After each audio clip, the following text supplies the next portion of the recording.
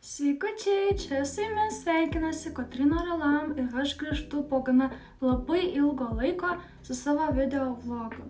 Iškart atsiprašau už foninį bardakėlį, labai noriu greitai nufilmuoti intro ir po to visa bus istorija apie Italiją, kaip man sekėsi Italijai, nors jau aš Italijoje buvau Liepos mėnesį ir praėjo labai daug laiko, dabar jau gruodis tuoj, taigi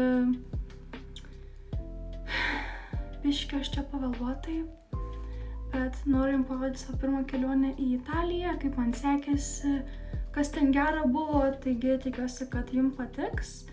O man kelionė šitą patiko, buvo pati pirma tolimiausia kelionė už mano namų ribų.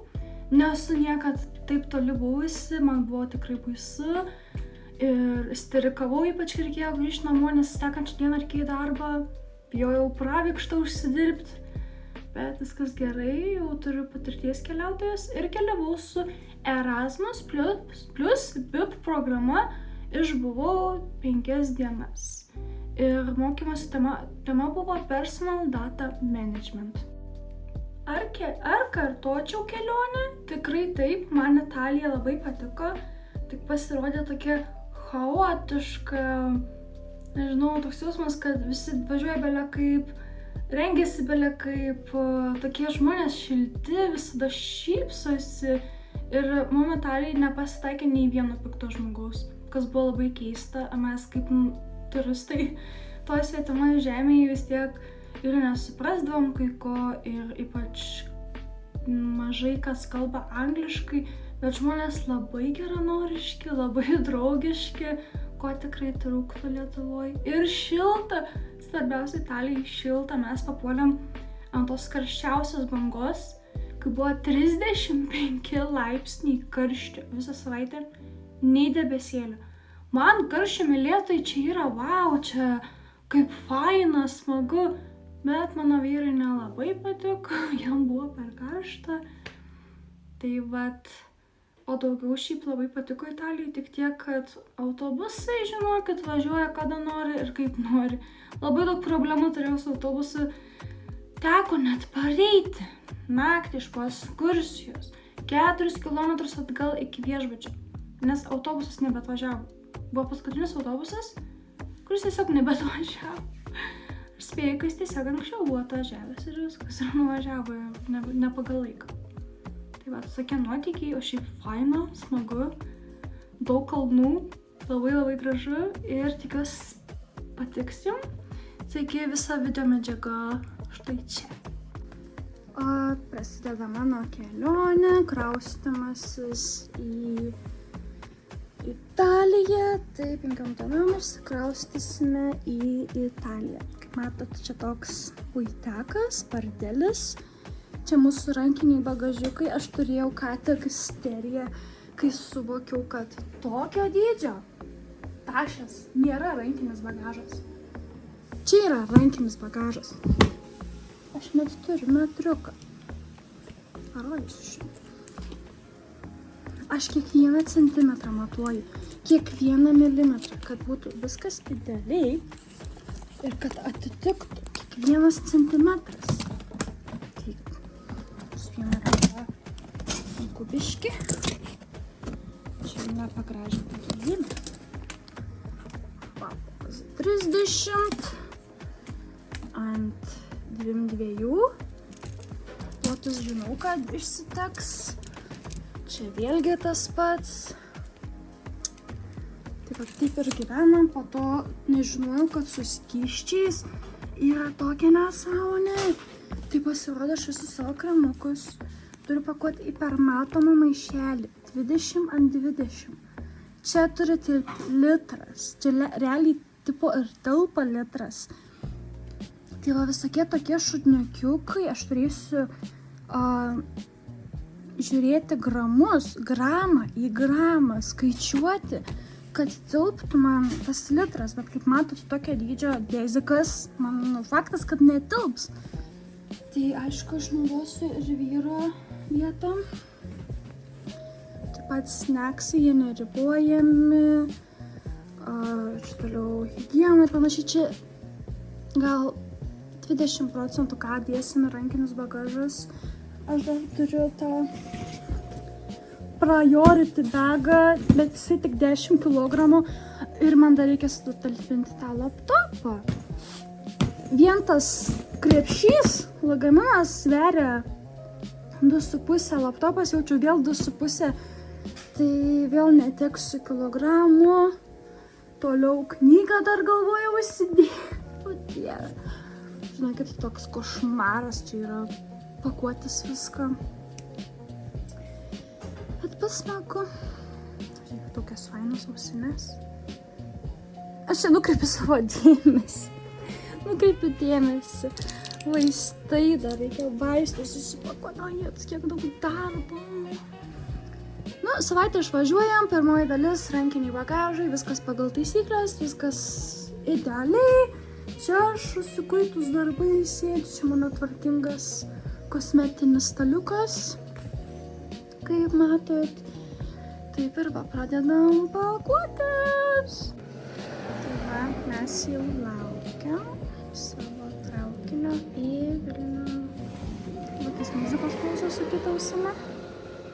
Parodė kitą ausinę. Čia. O kad tu vieną ausinę padėjai? Darbę pamečiau. Tai va, čia turiu vieną atsarginę ausinę. Čia mūsų bagažiukai visi. Laukiam.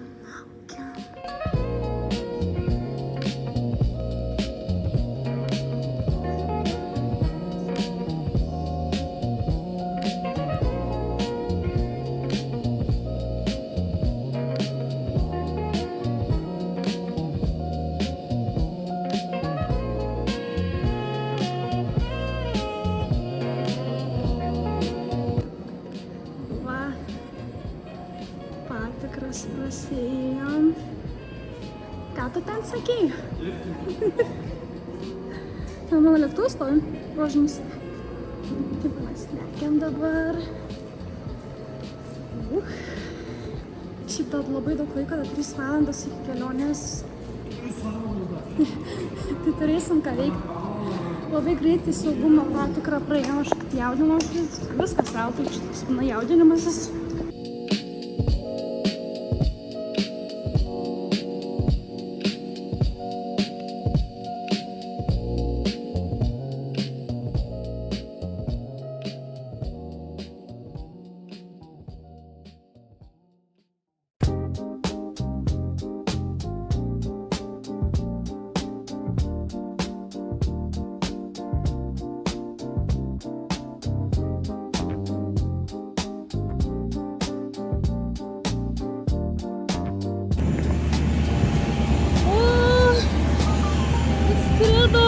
Kaip šilta, oh my god.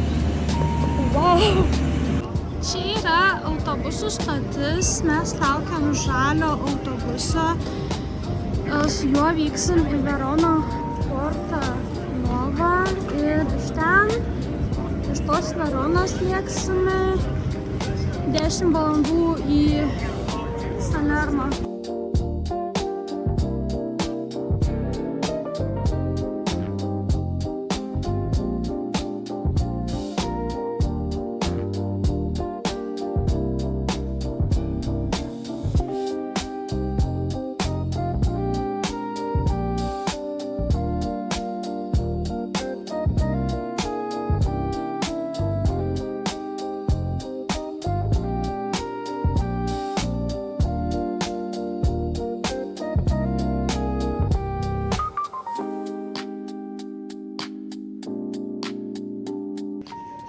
Pirmoji naktis Italijoje. Dabar mes varom paeksplorint. Varom į restoraną. Kaip fai.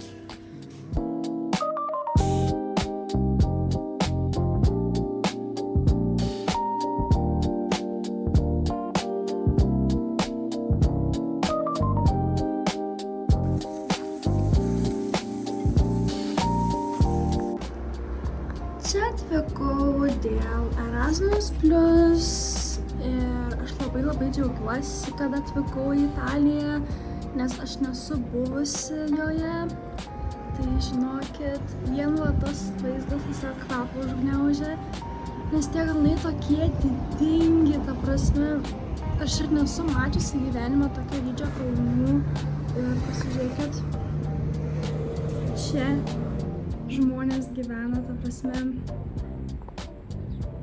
Man pirma mintis Gedimino kalnas, kaip ten šliaužia viskas, tai galvoju, kaip čia žmonės susitvarko, ta prasme, kaip jie viską pastato gerai, kaip jie susižiūri. Aš manau, kad vis tiek yra tam tikros technologijos, ir kurių man nesuprasti, nes tie namai gyvuoja ilgą laiką.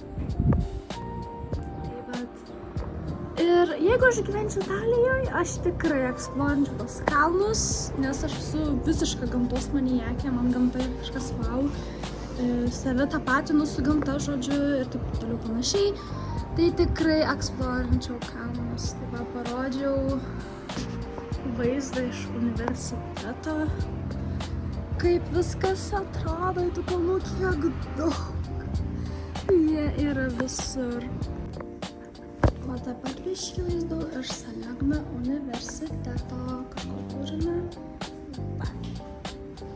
Aš esu tokiam stikliniam narvelį, urvelį, tunelį ir va. Einu toliau. Tiesiog exploring. Žiūrėt laiptais.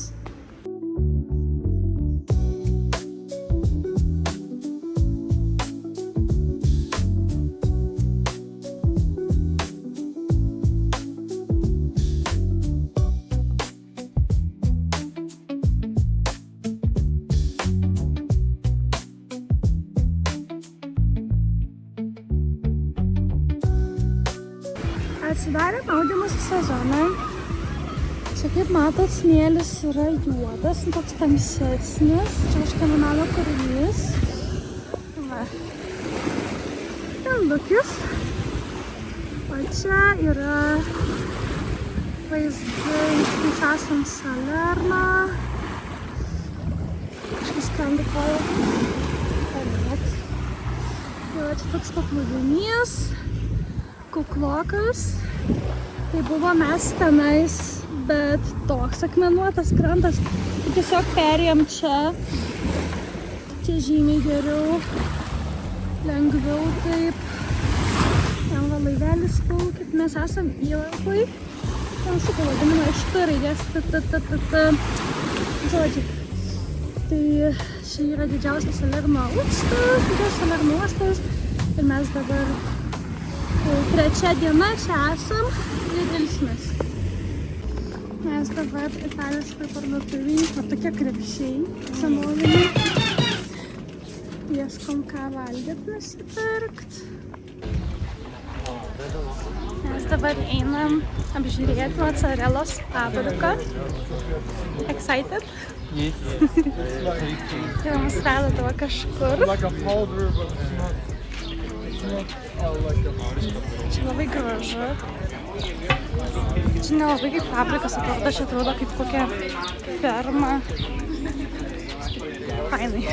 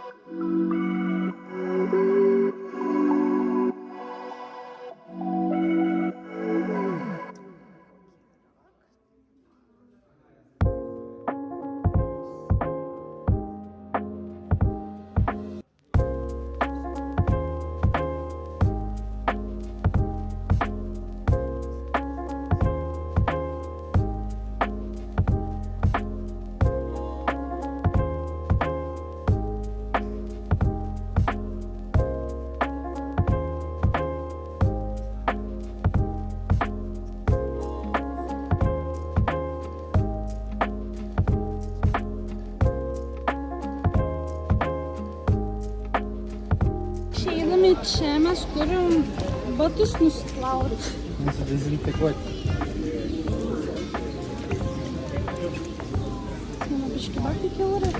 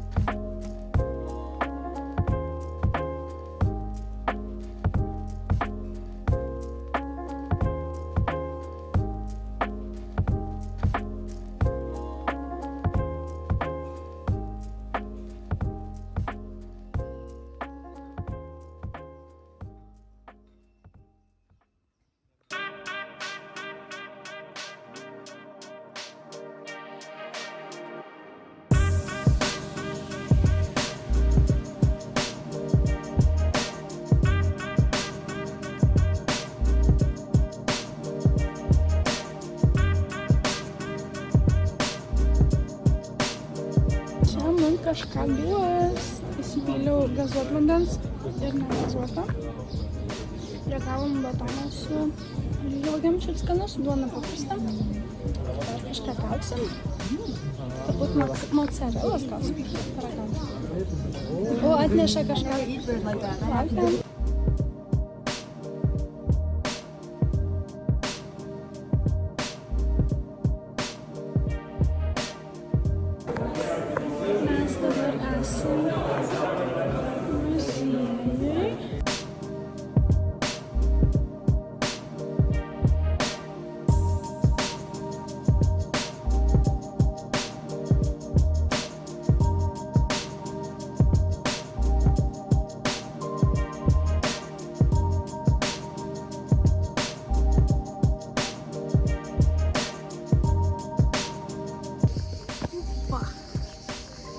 Čia yra griuvėsiai, ruins, čia įeiti negalima, yra užtverta. Čia toliau ir eksplorama. Va taip, čia atrodo tie griuvėsiai, čia jų žiauriai daug, mes ten visą tą apėjom.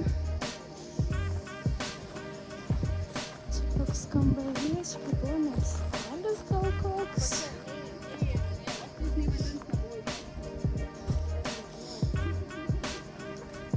Čia žodžiu yra miestelis, kaip suprantam, nes šitie labai dideli yra, įtraukta į UNESCO. Čia laipteliai kažkokie. Aš labai jaučiu landžiat, kad nepridirbt kažko. O, navyrs kažką mąsto. Va. Kiek čia daug visko. Jis pavadina, kaip tiksliai vadinas šitie. Ir kiek žinau, jie įtraukti į UNESCO paveldą, tai čia yra labai svarbus išsaugojimas, svarbus Italijos turtas, nešantis su savimi vaikantis daugybę istorijos. Eisim prie tų kolonų, prie vienas negalime eiti. Vienas galim. Biškai pafilmuosiu, daug nefilmuosiu, žiūrėjau karštą. Ir nors praeit greičiau, pasižiūrėti. Taip pačius tos fragmentus. Jie turėjo tuos kanalizacijos vamzdžius, visokius kanalizacijos objektą. Bet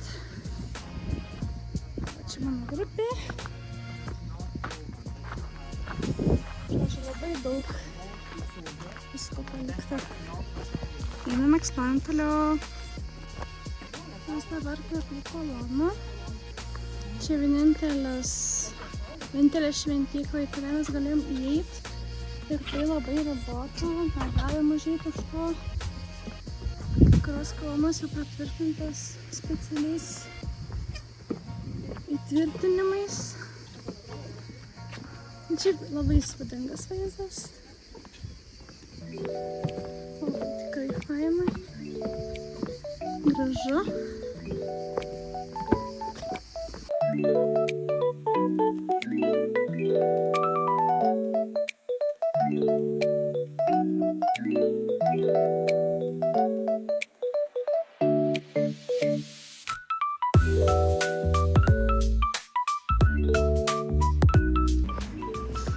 Šiandien paskutinė diena mūsų viešnagės, tai biškį pafilmuosiu, kaip atrodo itališkos gatvės. Čia man atrodo filmavau. Labai nelygi kamera, nes skubam į autobusą. Ne. Skubam, lėkiam. Po tokių maršrutų aš 4 dienas eidavau į autobusų stotelę.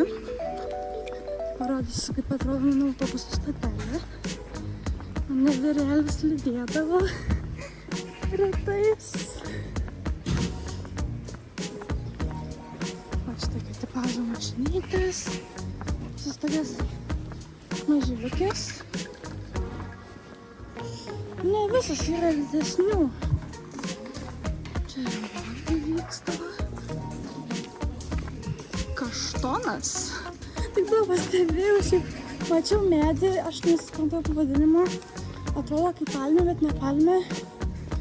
Bet ten ta palmė toliau. Bet buvo toks storesnis ir daug toj medžių. Reikės patinai pabūdinti. Va. Gatvės. Gatvelės. Taip.